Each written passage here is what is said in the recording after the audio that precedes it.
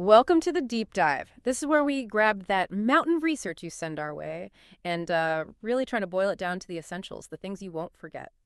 Today, we are doing a bit of a rapid fire trip back. We're looking at maybe the most transformative economic period in modern U.S. history. That's the post World War II era, specifically everything that just, well, explodes after 1945. Yeah, we've got a huge stack of notes here focusing on two massive, really intertwined shifts. So our mission for you today, first, explain the causes of that incredible, unprecedented economic growth. And second, trace the huge internal migration patterns that came right alongside it. Where did millions of Americans move? Why did they go there? And how did that movement just permanently reshape the country? It really is a remarkable period. What you see is this sustained economic growth, this massive expansion of the middle class, and also the institutionalization of mass consumption as a culture. But what's really fascinating, I think, is that this wasn't just organic growth. It feels like it was deliberately engineered in many ways. It definitely reinforced national confidence, sure, but it also kind of masked these deep structural inequalities that were being built right into the system at the same time. Okay, let's unpack that because the core nugget here, the takeaway, seems to be recognizing this boom wasn't one thing. It was like a three-pronged machine, deliberate federal policy, aggressive private sector innovation, and these just huge demographic shifts. So let's start with the government's role. What was the absolute foundation they laid for this expansion? Well, you absolutely have to start with the Servicemen's Readjustment Act of 1944, the GI Bill. This wasn't just a thank you to veterans. It was a really brilliant piece of economic engineering. Explain that mechanism, though, because it often gets summarized as just, free college, but the immediate economic impact was way more complex, wasn't it? Oh, absolutely. Think about it. The war ends. Millions of GIs are coming home, potentially flooding the job market. That could have easily caused massive unemployment, maybe even a recession. Instead, the GI Bill cleverly pulls millions out of that immediate competition by funding their college education or vocational training. Mhm. So it prevents an unemployment crisis while creating this pool of highly skilled, eventually higher wage workers. And it wasn't just education. They also offered low-interest home loans, small business loans. Its crucial effect was really twofold. It dramatically raised the national skill level, and it fundamentally strengthened and expanded the middle class, setting them up for massive consumer spending later on. Okay, so the GI Bill helps create this skilled, aspirational middle class ready to buy stuff. But that new middle class immediately needed, well, two big things: places to live and a way to get from those places to their jobs. And that's where the federal government steps in again, right? Shifting from investing in people, like human capital, to investing in physical stuff with the Interstate Highway Act of 1956. Exactly. That whole lifestyle, the job in the city, the house out in the suburbs, it was basically impossible on a mass scale without this massive infrastructure investment. The Interstate Highway Act funded, what was it, over 41,000 miles of highways. This thing was an engine for commerce like nothing before. It didn't just make suburban commuting possible, it completely revolutionized logistics. It fueled the trucking industry, it made owning a car almost essential, and it literally tied the country together physically in a way it hadn't been before. Right. And then there's the elephant in the room, the Cold War. Well, the GI Bill was about domestic growth. That sort of existential threat from the Soviet Union unlocked unbelievable levels of federal spending. Is it fair to say, though, that this Cold War spending was purely a good thing for the economy? Didn't it also create a lot of volatility, especially in those Sunbelt economies, tying their futures so tightly to, well, geopolitical wins? That's a really crucial point, yeah. The Cold War, while terrifying, became the justification for pouring vast sums into defense industries, especially aerospace electronics. This definitely stimulated rapid regional growth, the whole military-industrial complex Eisenhower warned about. So yes, it created jobs, spurred massive tech leaps in Boeing, aviation, space exploration, but it also made places like Southern California, parts of Texas, incredibly dependent on those federal contracts. Any shift in defense policy, any budget cut, meant serious economic pain for those regions. But that defense money, the tech developed for it, it quickly sort of trickled down into consumer markets, didn't it? You see this amazing interplay between government needs and private sector ingenuity. It's fascinating how that government funding acted as a catalyst. Automakers took mass production techniques perfected during the war and applied them to cars, making them more and more affordable. And suddenly, the car wasn't just a luxury, it became the symbol of post-war prosperity. And with the new suburbs and highways, it became almost a necessity. Speaking of necessity, you flagged something earlier, an innovation that sounds kind of mundane, but you said was absolutely foundational to that whole migration boom south and west. Air conditioning. Yeah, it sounds simple, right? Mhm. But think about it. You just cannot have sustainable industrial expansion or massive population growth in the American South and Southwest without reliable, affordable AC. It made working in factories, living in homes comfortable year-round in places that were previously, well, pretty tough in the summer months. It directly enabled businesses to operate efficiently, industries to move, and people to follow. It was like this invisible driver of huge geographic change. Okay, so we have production ramping up, people moving into new homes. But connecting all this were changes in finance and media that really changed how people behaved as consumers. Let's talk credit cards. Oh, yeah. Credit cards were a profound behavioral shift. They moved Americans away from primarily using cash or maybe layaway plans Hmm. towards immediate purchasing power. Suddenly, this growing middle class could get the fridge, the TV, the car now, paying later. It fueled this whole system of debt-driven mass consumption that massively sped up economic expansion. It was kind of central to keeping those factories humming. And television basically standardized what everyone wanted to buy. Exactly. TV was the ultimate platform for mass advertising.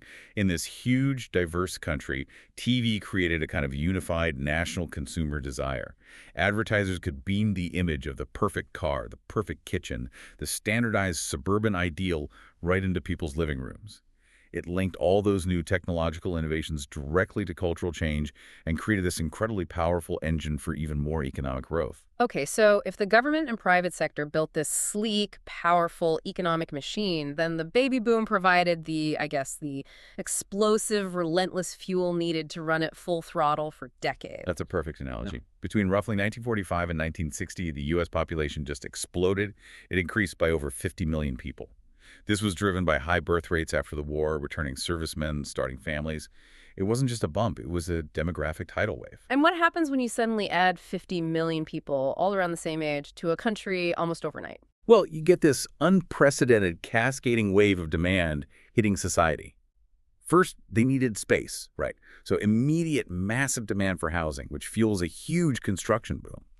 Then, as they grow up, they need consumer goods appliances for those new houses, cars to get around, toys, clothes, all of it fueling manufacturing. Just think of the sheer number of refrigerators, washing machines, TVs needed for millions of new suburban homes. And this demand wasn't just for private goods, right? It put enormous pressure on public services, too. Precisely. Suddenly, you need massive public investment in schools to educate this huge cohort. You need more infrastructure, roads, sewers, water to support these new communities. You need expanded healthcare facilities. This massive, sustained wave of demand stimulated pretty much every single corner of the economy. Manufacturing, services, construction, further accelerating that whole post-war expansion. And all that demand, all that new infrastructure, it led millions of Americans to literally pack their bags and move. Which brings us nicely to the second big part of our deep dive today, those two major internal migration patterns, the rise of the suburbs and the emergence of the Sun Belt. Yeah, suburbanization just absolutely exploded after the war. And this was mainly, though not exclusively, a movement of white middle-class families looking for more space, maybe escaping crowded cities, chasing that sort of American dream ideal. And crucially, this was only really possible on such a scale because of those government policies we already talked about, right? The GI Bill loans helping vets buy homes, FHA mortgages making them affordable, and the new interstate highways making commuting feasible. And if we're talking scale here, we absolutely have to mention William J. Levitt. He didn't just build houses, he kind of industrialized home construction itself. Levitt is fascinating. He basically took the assembly line concept, perfected for wartime production, and applied it directly to building houses. His Levittown communities on Long Island in Pennsylvania were pioneering models of mass-produced, low-cost suburban housing. Think about it. Houses built in maybe 27 standardized steps, using pre-cut materials, allowing his crews to put up homes at an almost unbelievable speed, sometimes dozens in a single day. These affordable, largely uniform homes met that massive demand perfectly and became this instant, iconic symbol of post-war suburban culture, for better or worse, some might say. Right. But we absolutely have to confront the central contradiction here, the dark side embedded in the creation of these suburbs. While federal policies were busy engineering wealth and mobility for some, They were simultaneously designing and institutionalizing racial segregation. This is where we get into the practice of redlining, the really ugly counterpoint to that suburban dream. Exactly. The Federal Housing Administration, the FHA, and related agencies like the Homeowners Loan Corporation, or HOLC, were absolutely instrumental. They created the system of federally backed mortgages that made widespread homeownership affordable for the first time for many white families. But, and this is a huge but, they're systematically deliberately excluded African Americans and other minorities from benefiting. How did they do that? How was it systematic? Well, the FHA and HOLC literally created maps of metropolitan areas where neighborhoods were color-coded based on perceived lending risk. Areas with significant minority populations, or even areas perceived as being at risk of minority influx, were outlined in red, hence redlined. These neighborhoods were automatically deemed high risk for lending, regardless of an individual applicant's financial standing or creditworthiness. This practice effectively choked off access to financing, ensured those subsidized FHA loans were almost entirely unavailable to minority communities, and it basically institutionalized housing segregation across the entire country. The long-term result is these massive, enduring racial disparities in wealth because, homeownership has historically been the primary way Americans build assets and pass wealth down through generations. Minorities were largely locked out of that key wealth-building mechanism. Okay, so that's the move outwards to the suburbs. But shifting focus geographically, we also see this dramatic emergence of the Sun Belt, that rapid population boom in the South and the West. States like California, Florida, Texas leading the charge.